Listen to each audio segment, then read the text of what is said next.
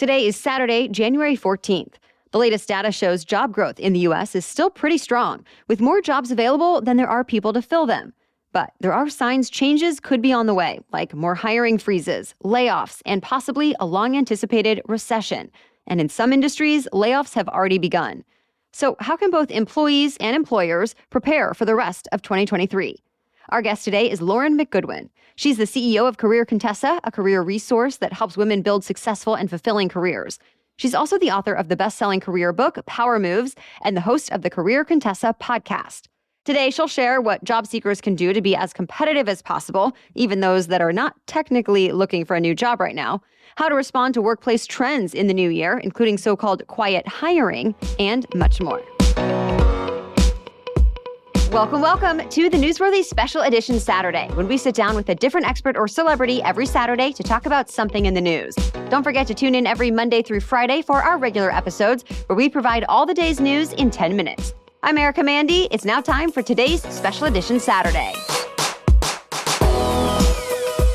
Lauren, thank you so much for coming back on the Newsworthy. Yeah, thank you for having me. First, I'd love to get your take on the job market as it is today and what that actually looks like or means for the average employee right now.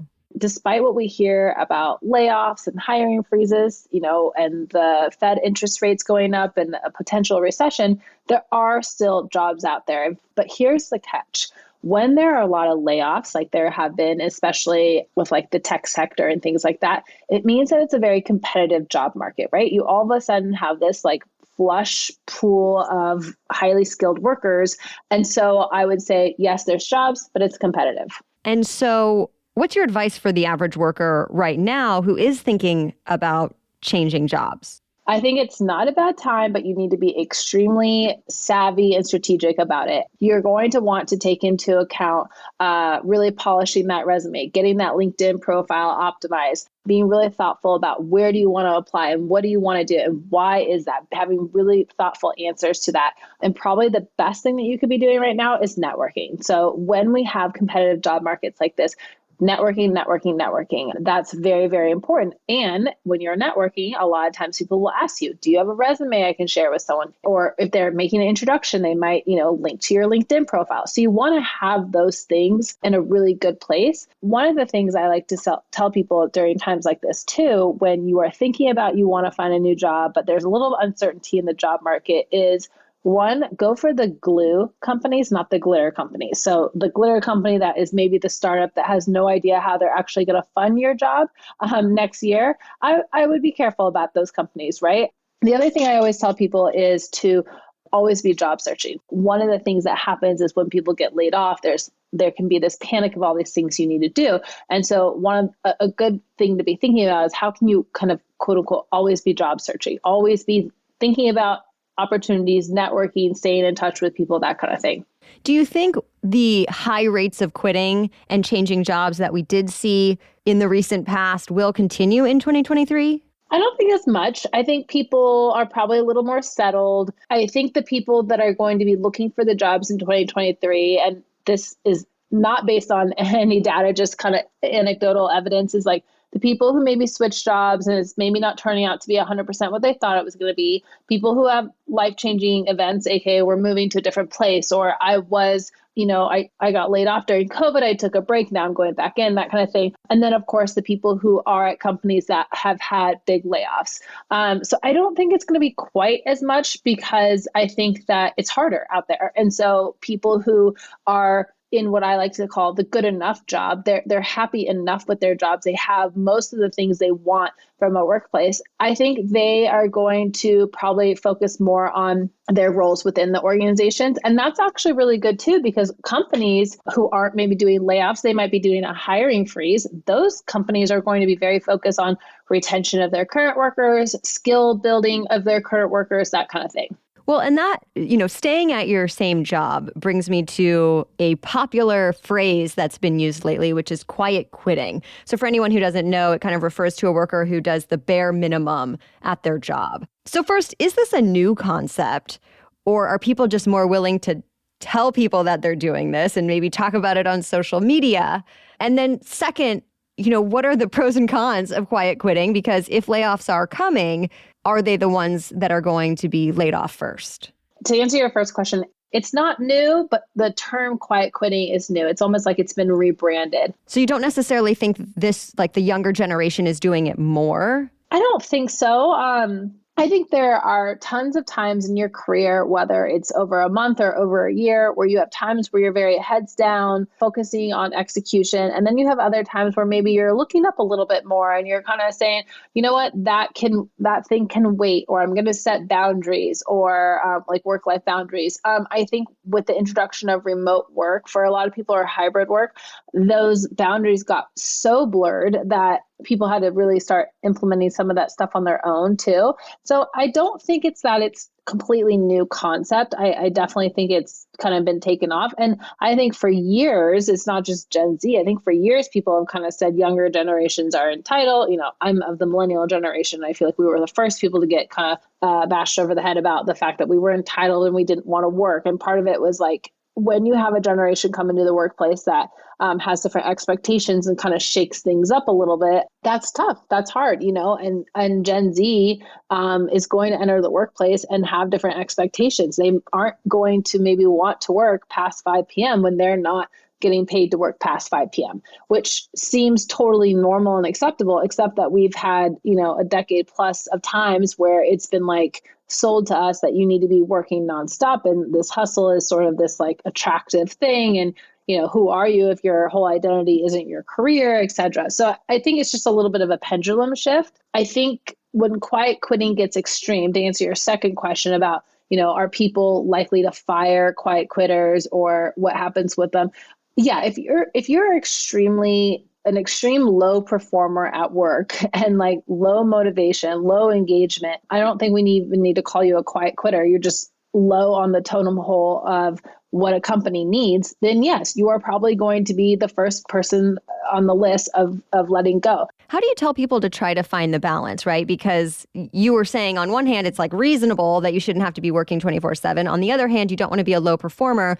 What do you say to somebody who feels like, well, I don't know quite where the middle ground is? That is something that I think when people are thinking about, well, how can I find a balance? It's like, well, you're not going to find a balance if you're trying to do everything, everywhere, all the time, right? That's definitely a recipe for burnout. But can you find a focus? So can you work with your manager? And this is something everyone can do. It's like, go have a one-on-one with your manager and say, what are the top 3 most critical issues or focus areas for us as a team just for this quarter? They're probably going to share something with you and then work with them to figure out how you can be a contributor to those things.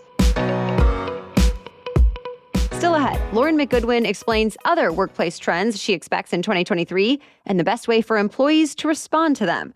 Plus, how to make sure a hybrid or remote work setup is successful for both you and your boss. What to keep in mind before becoming a freelancer, and more.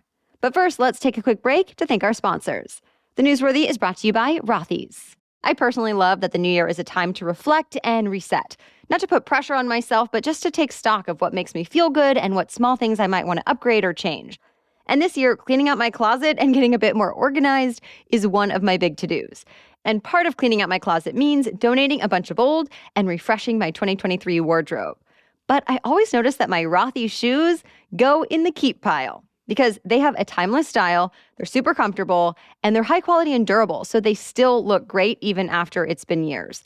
Plus, I may be getting a new pair since Rothy's always has new options. Flats, loafers, sneakers, and more in dozens of colors and prints, and yes, they are even launching more soon.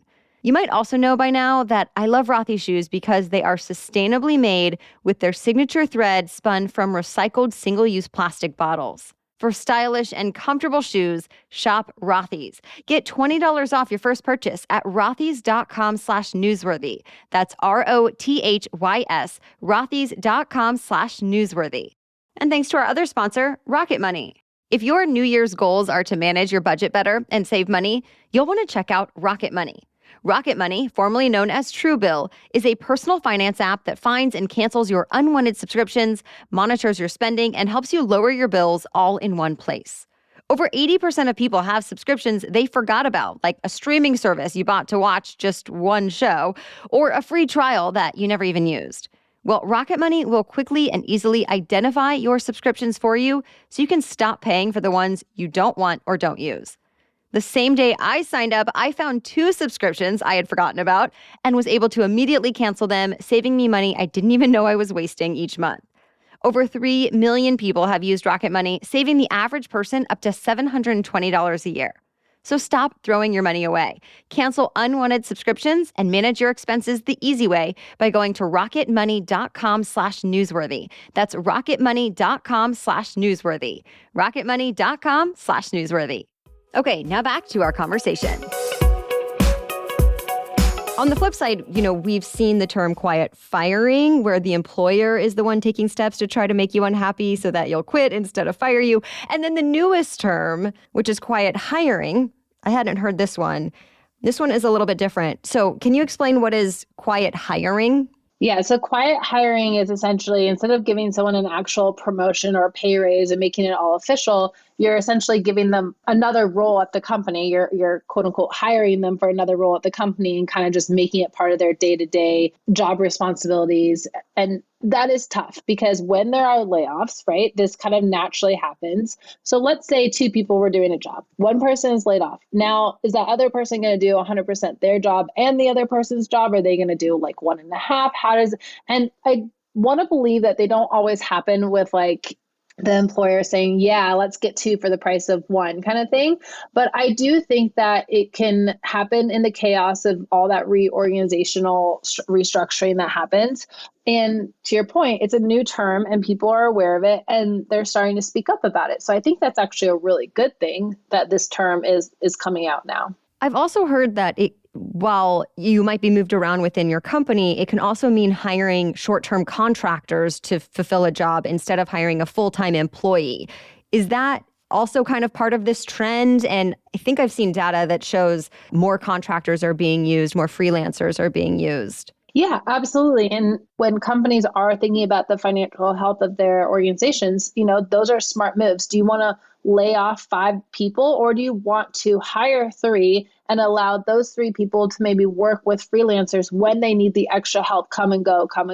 It sounds to me like it would be a lot better to hire the 3 that you can afford long term and let them work with the, freelancers that can help them on very specific projects. What if you are someone who wants to take advantage of maybe more contractors being hired and you want to become a freelancer? What should you keep in mind before taking this step? The thing with contractors and freelancers often is making sure that the scope of the work is what the person says it's going to be, right? So they might make a proposal of like, I'll do this thing for you. And then it turns out they're doing a whole lot more. So I think for all freelancers, the challenge always is like, okay, this is a straight exchange for your time. And in order to do that, you need to price yourself correctly. And you need to be very aware of how much time is it actually going to take you to do this task so that they aren't taking advantage of you. I think a really good thing for freelancers to do, or people who are thinking about jumping into the freelance pool, is talk to other freelancers first. Join a community that's meant for freelancers or helps support freelancers. One of the things about being a freelancer is that oftentimes people will do it because they're really good at, let's say you're a copywriter. You're really good at copywriting. But when you become a freelancer, you also have to be good at kind of running your own business. So that's why I say connect with a community who can share with you, here are the tools we use to help streamline our approach to get our invoices paid, to help us with the taxes, so that you don't become a freelancer and then drown in all the kind of the quote unquote admin tasks as well. Are there any other workplace trends that you've noticed are happening already or that you expect in the new year? Reskilling, people learning new skills,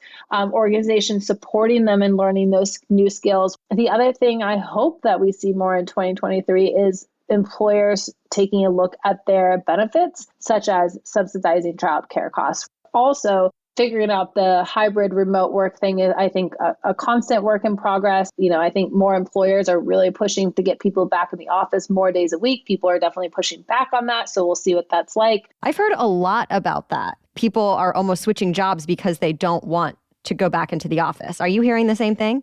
Yeah, they really do not want to go back. I think both parties need to come to the table open and willing to learn and change and compromise a little bit. Okay, you want your flexibility and we want you guys back in the office. So we're on total opposite ends. How can we find a way to meet in the middle so that we get what we're looking for and you guys are also able to keep the parts that are important to you?